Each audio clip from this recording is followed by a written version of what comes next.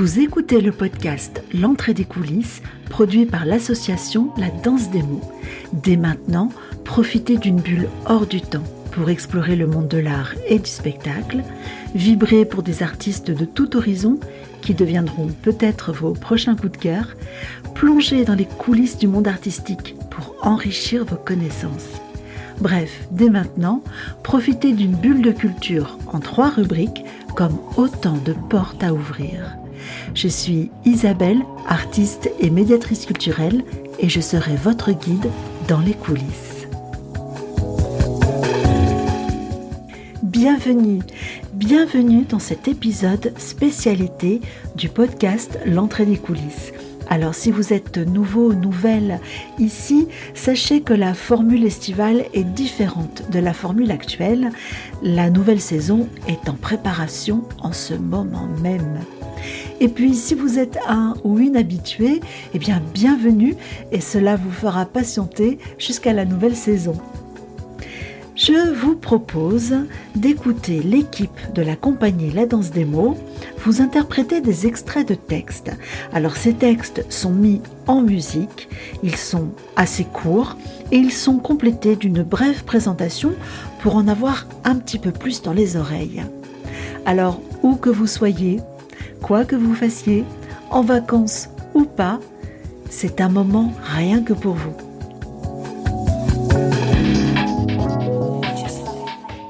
Si je vous propose le nom de famille Renoir, vous allez certainement penser au peintre impressionniste Auguste Renoir. Ses tableaux les plus célèbres sont Le Déjeuner des canotiers ou Le bal du moulin de la Galette.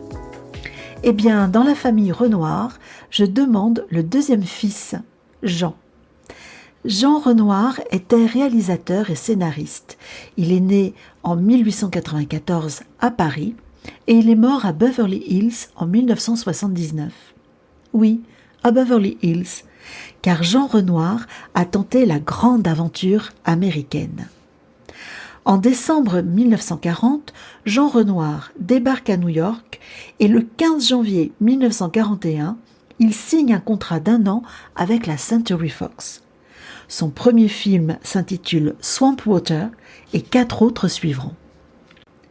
Mais ce n'est pas cette aventure américaine que vous allez entendre aujourd'hui. Dans son livre « Ma vie et mes films », Jean Renoir évoque les représentations de la nouvelle vague, ses souvenirs les plus marquants d'une vie consacrée au cinéma et son parcours. Guy Chouraki en a choisi un extrait, je lui laisse la parole. Il s'agit d'un extrait du recueil « Ma vie et mes films », écrit par le cinéaste Jean Renoir, dont tout le monde des cinéphiles connaît évidemment la grande illusion ou la règle du jeu. Au cours de ma lecture, je fus attiré entre autres par les propos dans lesquels Renoir apporte quelques éléments relatifs au tournage de son film « Les bas-fonds » avec Jean Gabin et Louis Jouvet. Et il y décrit en particulier sa vision du travail qu'il attend de ses comédiens et sur quoi repose entre autres ce qu'il décrit fort bien la création artistique selon lui, tant au niveau du cinéma qu'au théâtre, quand il cite en particulier Louis Jouvet et Michel Simon. Alors ce texte m'a permis d'enrichir le travail et les recherches que j'effectue en tant qu'animateur d'atelier théâtre, et je suis heureux de vous le partager. Merci par avance et je vous souhaite une bonne écoute.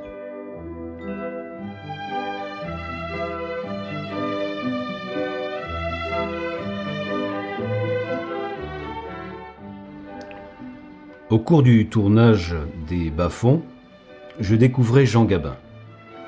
C'était une découverte de taille. Je ne découvrais pas Jouvet, l'ayant découvert déjà sur la scène. C'est lui qui me découvrait et m'aidait à cette révélation constante du sujet que j'appellerais ma méthode, si je n'avais horreur de toute méthode. Gabin était au sommet de son expression lorsqu'il n'avait pas à forcer la voix. Cet immense acteur obtenait les plus grands effets avec les plus petits moyens. Je conçus à son usage des scènes qui pouvaient être murmurées. Nous ne nous doutions pas que ce style allait conquérir le monde et que les acteurs murmurants allaient être légion. Les résultats de cette mode ne sont pas toujours heureux. Gabin, d'un léger frémissement de son visage impassible, peut exprimer les sentiments les plus violents. Un autre devrait hurler pour arriver au même résultat. Le Jean bouleversait le public d'un clin d'œil.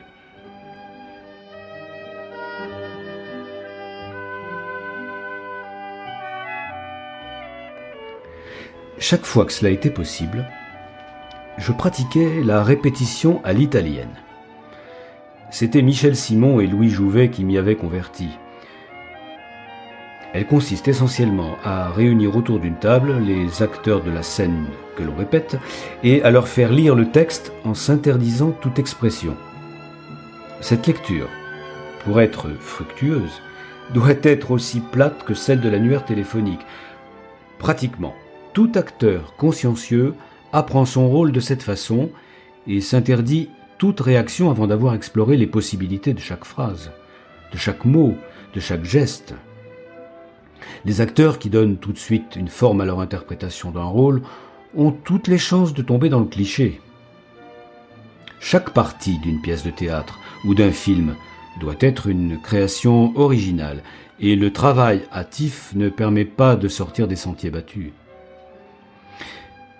Telle actrice doit jouer le rôle d'une mère, mise en présence du cadavre de son fils. Il y a bien des chances pour que la façon dont elle exprime sa douleur soit copiée sur du déjà vu. Ses cris et ses pleurs rappelleront les cris et les pleurs dont elle-même ou d'autres actrices se seront déjà servies. Nous voici donc réunis, acteurs et metteurs en scène, et nous nous astreignons à lire le texte. 2, 3, 20 fois si nécessaire. Soudain, dans la lecture monotone d'un texte, le metteur en scène distingue une étincelle. Ça y est. En partant de là, le comédien a des chances d'arriver à une interprétation originale du rôle. C'est magique et ça rate rarement. En somme, il s'agit une fois de plus de l'influence de l'entourage sur l'artiste. Ici, l'entourage, c'est le texte. Dans un autre cas, ce serait le maquillage ou le décor ou le costume. En un mot, je crois que la création artistique est centripète avant que de devenir centrifuge. Ce n'est que lorsque l'artiste a bien absorbé les éléments de son problème qu'il peut se permettre de se projeter lui-même. Comme me le disait Werner Krauss, l'acteur habile qui utilise des clichés aura sans doute un succès immédiat, vu la satisfaction du public de se trouver en terrain familier. L'originalité et le succès sont, à mon avis, deux éléments étrangers l'un à l'autre. Je crois cependant que l'originalité finira par apparaître en dépit des apparences, et que la gloire facile sera vite oubliée.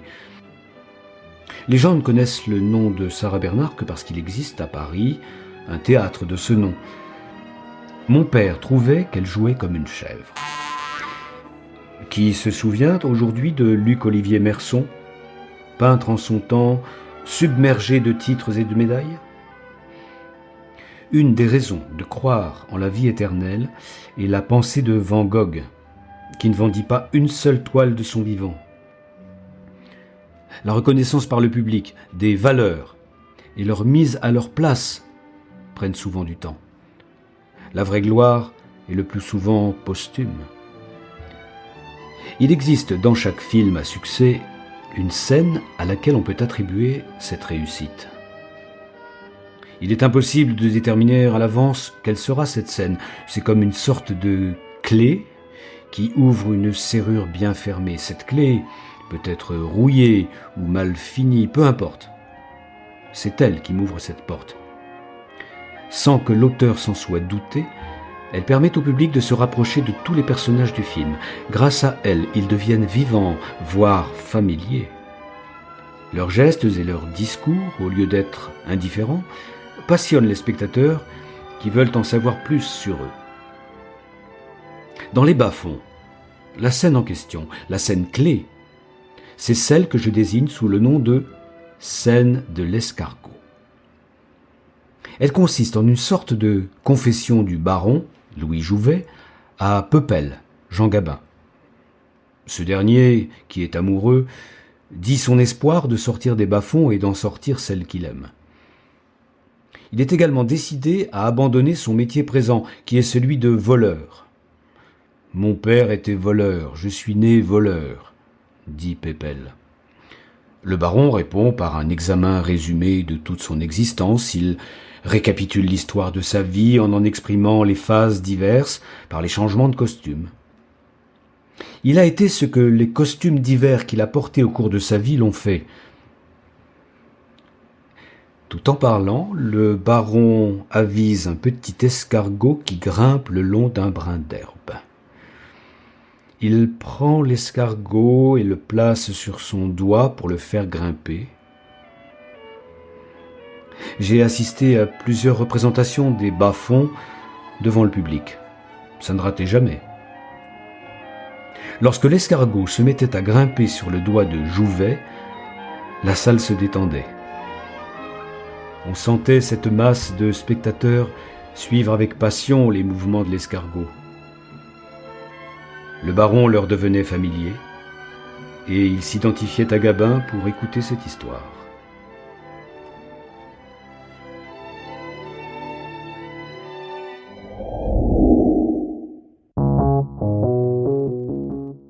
Alors, ce petit moment passé avec Jean Renoir, ça vous a plu ? Si oui, n'hésitez pas à me le dire en commentaire. Moi, j'aime beaucoup pouvoir échanger avec vous sur vos écoutes. Ça me fait toujours plaisir de recevoir vos petits mots. Sinon, soyez au rendez-vous dimanche prochain à 10h pour une nouvelle lecture. Et puis, vous pouvez aussi retrouver les épisodes des 3 saisons précédentes sur la plupart de vos applis de podcast. Et vous pouvez aussi me rejoindre sur le tout nouveau compte Instagram du podcast pour d'autres découvertes. Il suffit simplement de taper sur Instagram « Entrée des coulisses » sans accent et tout attaché bien évidemment. À la semaine prochaine. Allez-y, on referme les coulisses.